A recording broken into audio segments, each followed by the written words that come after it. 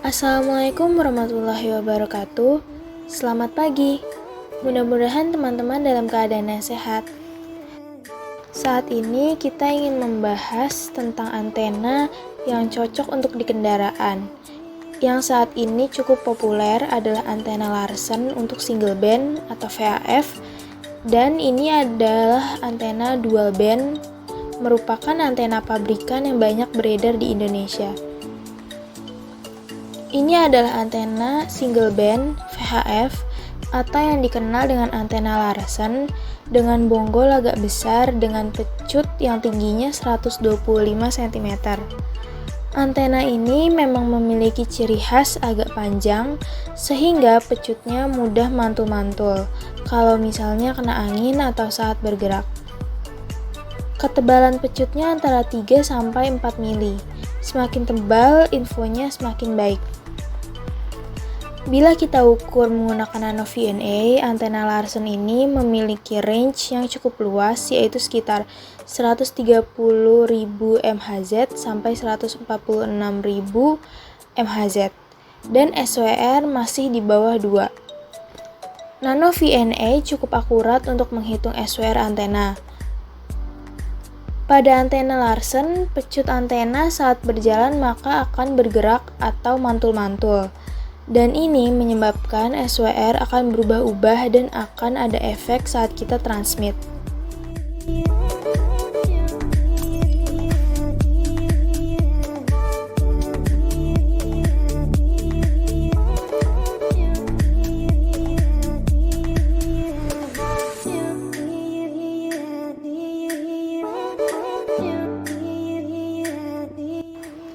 Berbeda dengan antena yang memiliki pecut lebih tebal dan pendek seperti antena dual band ini, yang relatif lebih solid dibanding antena Larsen yang memang gampang bergerak. Selama penggunaan masih cukup aman, dari pengalaman penggunaan kami, cek SWR-nya memang tidak banyak berubah, walaupun masih ada perubahan karena antena pasti bergerak karena angin.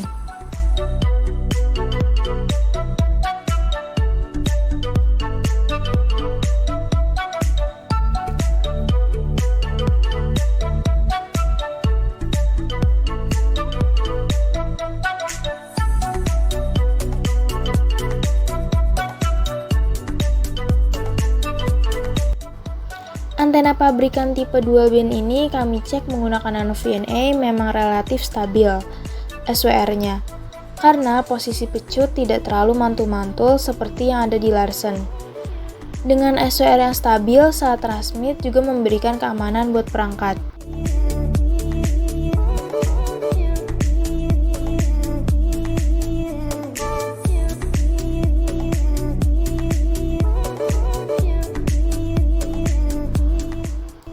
Setelah itu kita harus rajin mengecek semua perangkat yang ada di kendaraan ya, khususnya kabel-kabel maupun konektor.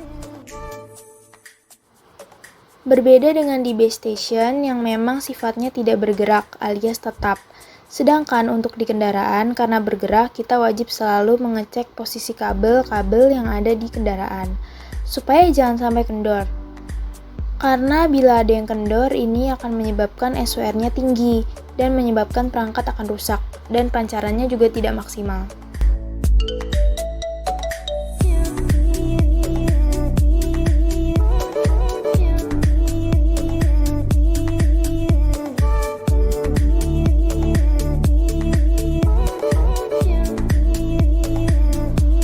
Ini kalau saya cek kabelnya cukup kuat, termasuk dengan konektor yang menempel di bodi mobil.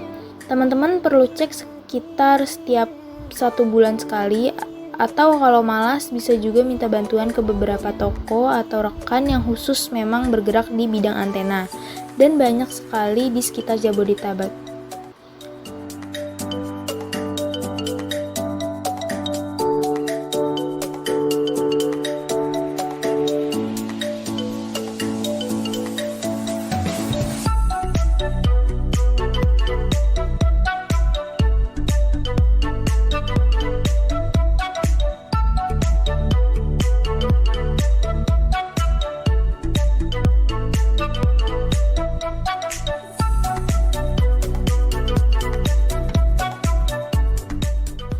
Nah, ini teman-teman, kalau misalnya posisi mobil bergerak, kita bisa lihat ya, antenanya juga akan bergerak-gerak.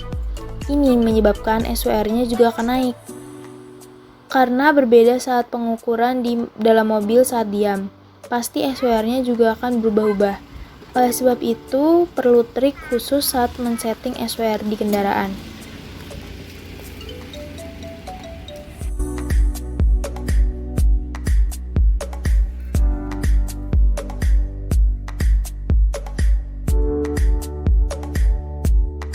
Tips lainnya yang sangat penting untuk teman-teman ketahui yaitu adalah penggunaan power. Saat kita nge-brake atau berkomunikasi di dalam kendaraan, usahakan menggunakan power low atau mid. Kalau bisa jangan menggunakan high. Power low besar wattnya sekitar 5-10 watt. Sedangkan mid itu sekitar 10-35 watt. Dan untuk high itu sekitar 50-65 watt lebih. Sehingga kalau kita bermain di high, ini cukup membuat perangkat menjadi panas. Saat kita nge-brake melalui RPU, cukup kita menggunakan low atau mid. Nah, ini sudah cukup bagus, sedangkan untuk touring atau konvoy, kita cukup menggunakan power low atau mid. Kecuali dalam keadaan yang terpaksa dan darurat, kita bisa menggunakan high misalnya saat kita tertinggal dengan rangkaian yang jauh agar bisa terdengar. Selama penggunaan, usahakan menggunakan power low atau mid agar perangkat kita juga tidak panas dan akan membuat perangkat menjadi lebih awet.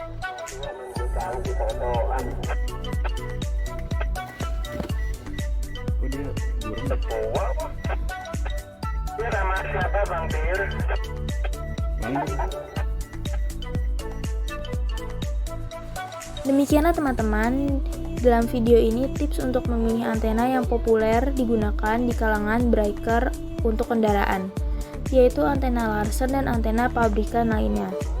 Pada intinya, kebutuhan ini kita sesuaikan dengan tipe radio yang kita miliki, apakah single band atau dual band. Termaksud juga disesuaikan dengan budget yang kita miliki. Karena antena tidak murah juga loh, apalagi antena modifikasi yang harganya bisa mencapai jutaan rupiah.